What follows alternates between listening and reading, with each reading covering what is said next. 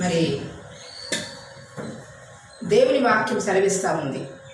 ఏమని సెలవిస్తూ ఉంది అంటే, తాము దేవునికి సేవ చేస్తున్నాం అనుకుని మనుషుల ప్రాణాలు తీసి దేవునికి సేవ చేస్తున్నాము అని అనుకుని వాళ్ళు ఆ రీతిగా ఆరాధిస్తున్నారంట. ఇప్పుడు అదే క్రైస్తవులు భక్తిలో ఉన్న వాళ్ళు ఒక చర్చిలో, పెద్ద పేరు మోసిన చర్చిలో ఉన్నటువంటి వాళ్ళని బయటికి తీసుకెళ్ళిపోయి ఆ రీతిగా బయటికి తీసుకొచ్చి ఎంతమందిని వధించారు? 29 మందిని అంట.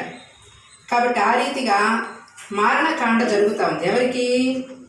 అన్యజనులకు కాదు, భక్తిలో ఉన్నటువంటి వారిని బయటికి తీసుకెళ్ళి అలాగ చంపేస్తున్నారు.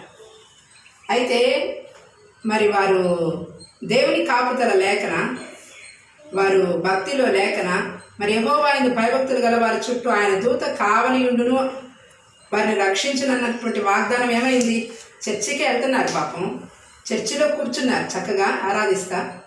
అదెందుకు మన మణిపూర్లో కూడా ఎంతోమందిని భయంకరంగా పాస్టర్స్ని చంపేసేశారు. కాబట్టి ఇలాంటి సంఘటనలు జరుగుతున్నప్పుడు ఇవి చూస్తూ కూడా కడుపు నిండా అన్నం తింటున్నాము అంటే మరి ఏమనుకోవాలి?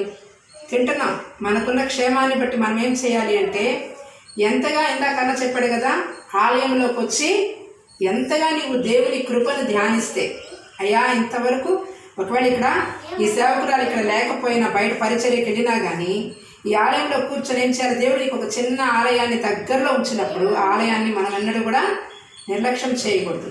మరి కాబట్టి ఆలయంలో కూర్చొని ధ్యానం చేసినా చాలు. కొంచెంసేపు మీరు వాక్యం చదువుకున్నా సరే, కూర్చోమే ఆలయం ఉంది కాబట్టి కొంచెంసేపు ఆలయంలో కూర్చొని వాక్యం చదువుకున్నా, ఉపవాసం ఉండి నీ వ్యక్తిగతంగా ఇక్కడ కూర్చొని ప్రార్థన చేసుకున్నా, లేదా 2-3 పాటలు పాడుకుంటూ ఆయన సన్నిధిలో గడుపుతూ ఉన్న వాళ్ళకే అలాంటి గతి పెడితే, గడపకుండా ఉండి మరి దేవునికి దూరమైనటువంటి పరిస్థితుల్లో గడపకుండా ఉండి మన ఇష్టానుసారంగా మనం ఉండకూడదు. ఎందుకు చూపించానంటే, నేను తీసుకున్నటువంటి వాక్య భాగం ఏంటంటే యోహాను సువార్త ఇంకోటి